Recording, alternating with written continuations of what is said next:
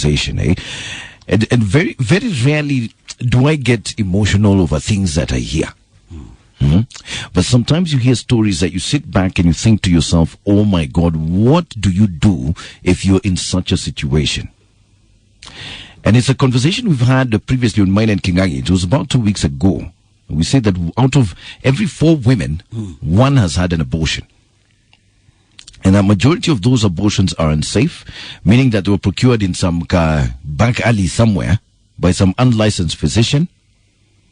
And yes, I do understand this conversation is one of a sensitive nature, but like I said 2 weeks ago, maybe it's high time we stop burying our heads in the sand and actually face the reality of what's happening. Especially when you hear stories like the one we're going to discuss today. So it was 2 weeks ago when we had this anonymous caller who called in. She, by the way, has refused to share her name or her location, but she did share her story. So I want you to listen to this phone call and ask yourself, in her shoes, what would you do? Okay, nilikuwa anko yangu alikuja akasema ameweza nilipia school fees Nairobi. Nilikuwa nimetoka ushago. Mom na dada walikuwa wameshindwa kunilipia school fees. Sasa vile waliambia anko, anko akasema anaweza tusaidia. And then nikaka Nairobi. And then when you got here, did you go to school? Nilienda shule. Nikaanza nikaingia term 1, nikafanya term 2 pia. Venye ilianza tu kufika hivi term 3 ndio akaanza kuniambia anataka kulala na mimi. Ukakubali? Sasa ningefanya, unajua, ningekataa angeniambia lipi school fees tena na mimi nataka kusoma. So aliniambia okay, vile alisema haizi lipa school fees hadi nilale naye, nikasema tu ni sawa. Na hiyo time hata aunti yangu hata singeongelesha mtu juu aunti yangu hakuwa. Sasa nikasema tu ni sawa, mimi nikakubali.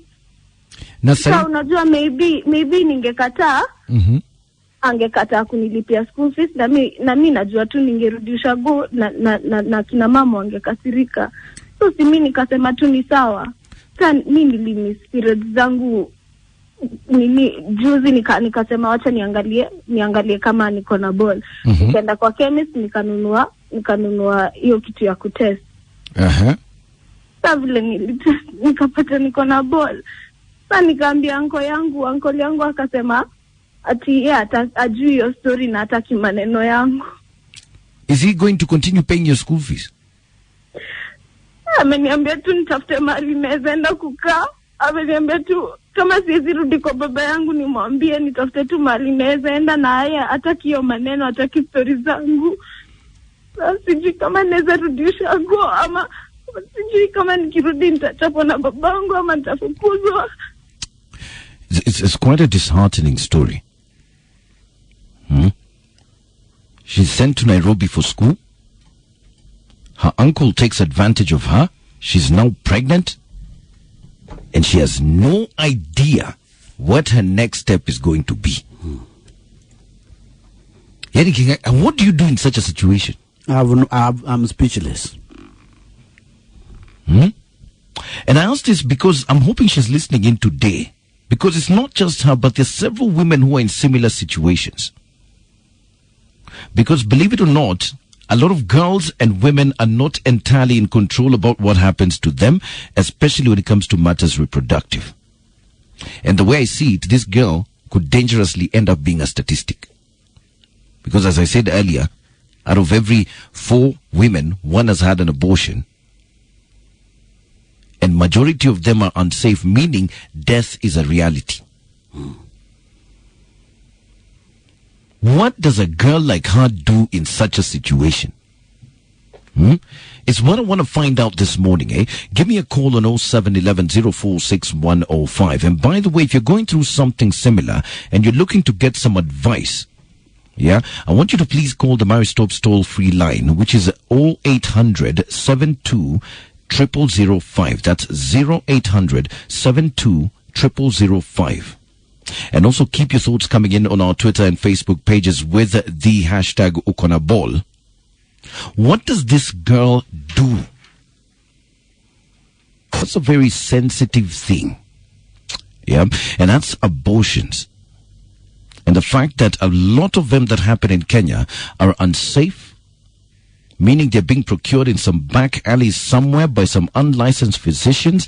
And sometimes we sit back and we're very quick to point fingers at women who've procured one. But when you listen to the stories behind them, when you sit back and take a minute to just listen why they do what they do, you could be surprised. And that's why when I heard this story from this lady who called in like 2 weeks ago, and I hope she's listening in today, and she shared her story, it really broke my heart. Take a listen. Aliniambia, okay, vile alisema hawezi lipa school fees hadi nilale naye, nikasema tu ni sawa. Na hiyo time hata aunti yangu, hata singeongelesha mtu juu aunti yangu hakuwa. Sasa nikasema tu ni sawa, mimi nikakubali.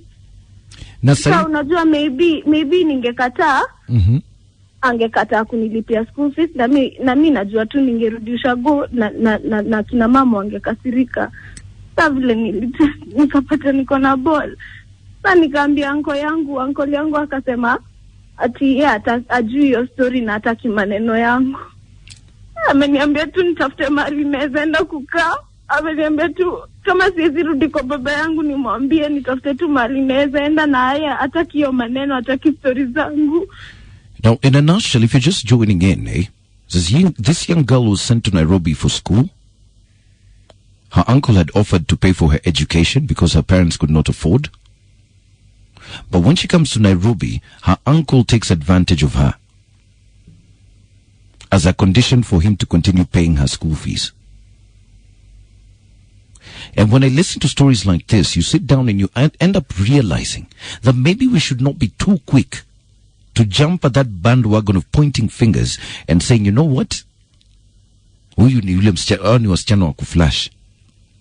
Ametoa sijui, ametoa hii. When you sit down and listen to some of the stories about why they do what they do, it can truly break your heart.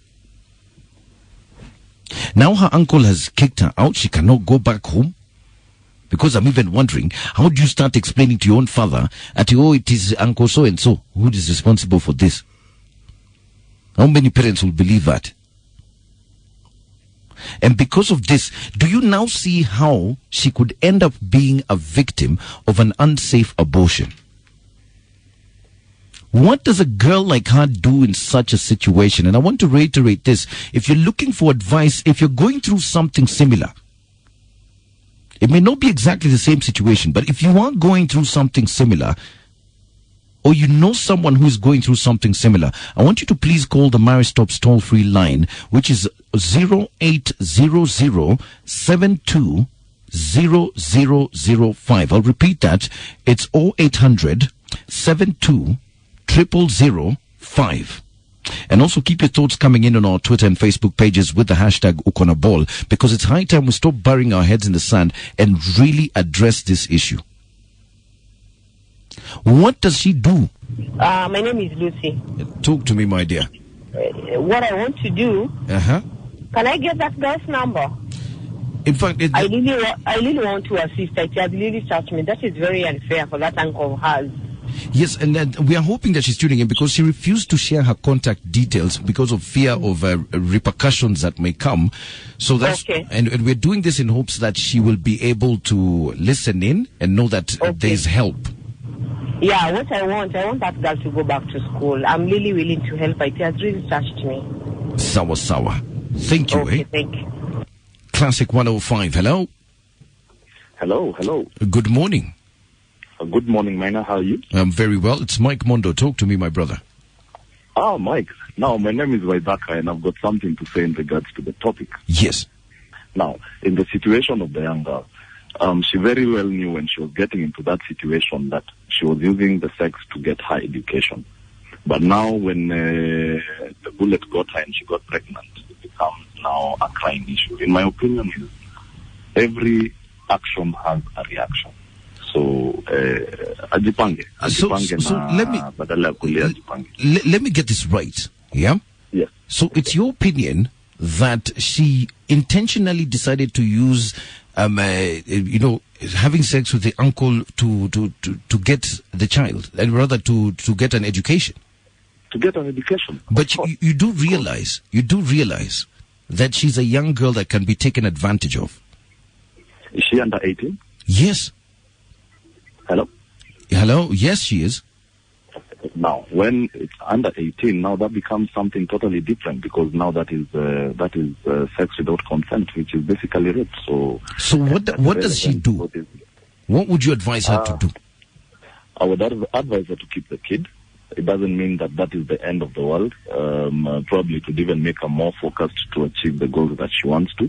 So it's to find a way where she can still keep the child and still be able to have an education. Because I don't advocate for abortion. Every child needs a chance, whether you want an education or not.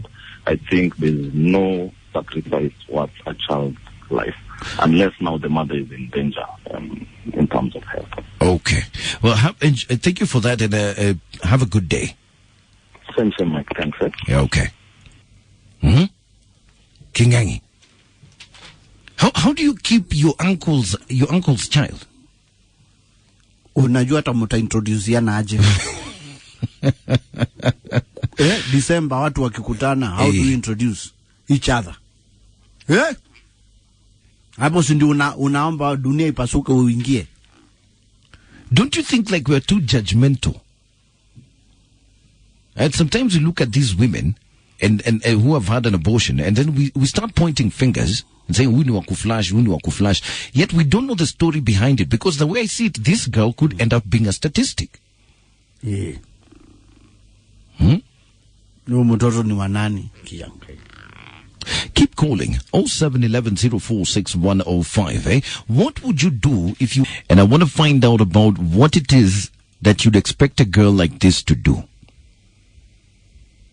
It was 2 weeks ago when we had this anonymous caller who called in. She unfortunately refused to share her number and her location, so we could not... We only took her story. And I want you to listen to this girl's pain, because I'll keep playing this clip until we get to understand as a society, and we need to stop pointing fingers. We need to stop being so judgmental about why sometimes women feel they're put in a corner and they have nowhere else to go, and so they go ahead and procure these abortions. Take a listen. Okay, nilikuwa anko yangu alikuja akasema ameza nilipia school fees Nairobi. Nilikuwa nimetoka ushago, mom na dada walikuwa wameshindwa kunilipia school fees. Sasa vile waliambia anko, anko akasema anaweza tusaidia, and then nikaka Nairobi. And then when you got here, did you go to school? Nilienda shule, nikaanza nikaingia term 1, nikafanya term 2 pia. Venye ilianza tu kufika hivi term 3 ndo akaanza kuniambia anataka kulala na mimi. Ukakubali? Sasa ningefanya, unajua ningekata, angeniambia lipi school fees tena, na mimi nataka kusoma. So aliniambia okay, vile alisema haizi lipa school fees hadi nilale naye, nikasema tu ni sawa. Na hiyo time hata aunti yangu, hata singeongelesha mtu juu aunti yangu hakuwa.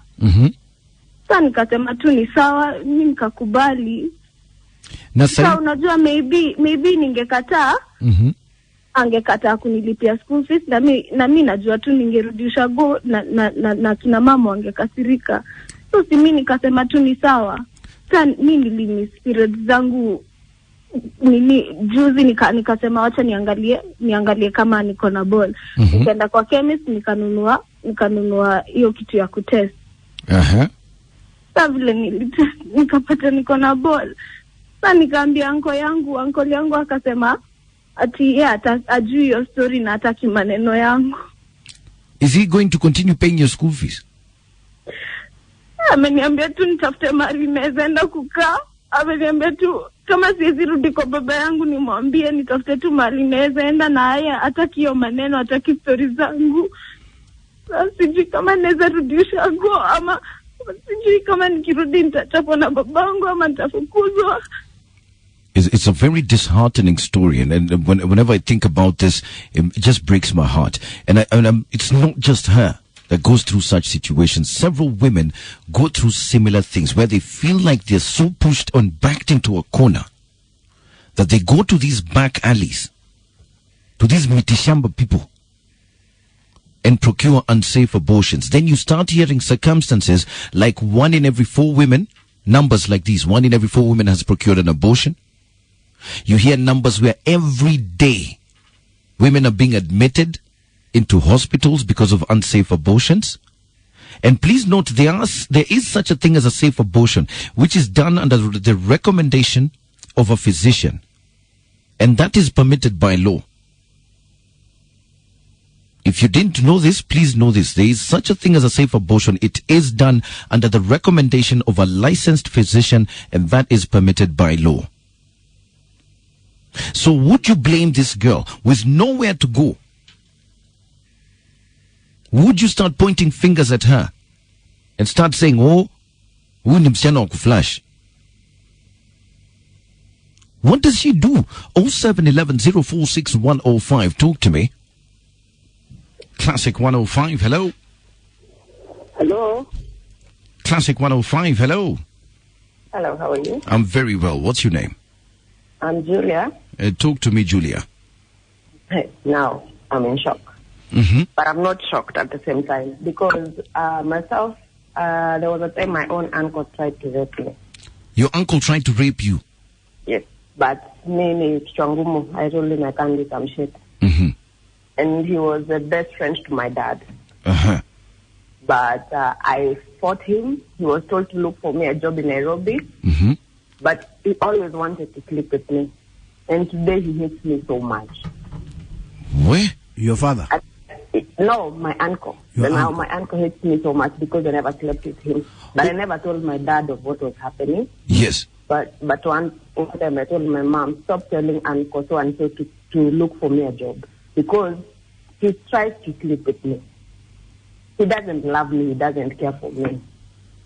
And let me ask you, Mm-hmm. when that happened, don't you wish you had people around you who would support you? Yeah, you wish, but then you're poor. You're not well off. You're trying even to make some little money for surviving. So, what I would say, yes, I wouldn't advocate for abortion. She can carry the baby to term and maybe give it up for adoption or, you know. So, my dear, thank you so much for sharing, eh? Okay, have a good day, and I hope she gets the help she deserves. I do too. Classic 105, hello. Mike. Good morning. Good morning, habari ya asubuhi. It's Salama Sana. Talk to me. Okay, mimi naitwa Shiro. Mm-hmm. Okay, mimi nimekuwa nikipitia the same situation, yeah? Mm-hmm. I'm 17. You're 17. Yeah. Uh-huh. My stepdad raped me. Uh-huh. Na wakati niliambia mazee, aliniambia hakuna shida juu I'm not related by blood by kwake. Oh my God, are you serious? Yes. Ay. Pole sana for that, my dear, eh? Saizi niko pregnant. Uh-huh. Wakati nilienda clinic niambia nimebeba mapacha sana, singa mapacha nitapeleka wapi? I want you to do this, eh? I want you to call this number. Do you have a pen where you can write down this number? Yes. I want you to write down 0800 0800 72 72 000 000 5. Okay. And then you call and then they'll give you advice on the way forward, eh? Okay. Sawa. But I'm very sorry to hear about your situation, my dear. And I hope all things work out for you, okay? Okay. Kingangi. Aye. Your stepdad. Ay. And then we refuse to discuss these matters. It's really, really unfortunate, eh? It's like sweeping that under the carpet. Eh? At some point, kuna mtu atainua, si ndio? Yeah, and we'll see all of it. Keep calling on 0711. When you hear that a woman went ahead and procured an abortion, in my book, and I can say this very, very, very confidently as a person who used to practice nursing, don't judge that woman. You don't know the story behind it. Where there's a pregnancy, even you as men, as you're pointing fingers, where there's a pregnancy, a man was involved. It did not just happen magically. Ghafla bin vu, there was a man involved. So we need to be at that point where we give